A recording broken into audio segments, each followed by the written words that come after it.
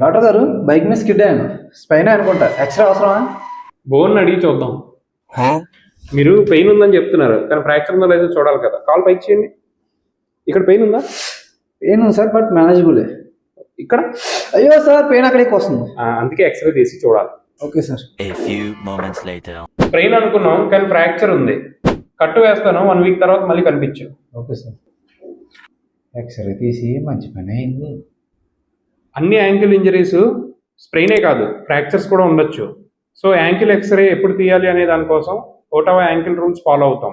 ఎప్పుడైతే పేషెంట్ పడిన వెంటనే 4 అడుగులు వేయలేడో, లేదా ఓపీడీకి వచ్చిన వెంటనే 4 స్టెప్స్ వేయలేకపోవడం, ఇది ఫస్ట్ క్రైటీరియా. సెకండ్ది, ఇది మీడియల్ మ్యాల్యులస్ అంటాం ఈ బోన్ని. ఇక్కడ నొక్కితే నొప్పి వస్తే అది టెండర్నెస్ ఉన్నప్పుడు చేయాల్సి వస్తుంది. ఇంకొకటి లాటరల్ మ్యాల్యులస్, ఇక్కడ కూడా టెండర్నెస్ ఉన్నప్పుడు ఏదర్ టిప్లో కానీ ఈ బ్యాక్ సైడ్ పోస్టీరియర్ మ్యాల్యులస్లో కానీ ఉంటే కనుక ఎక్స్రే అవసరం. ఫ్రాక్చర్ మిస్ అయితే ఫ్యూచర్లో ఇబ్బంది రావచ్చు.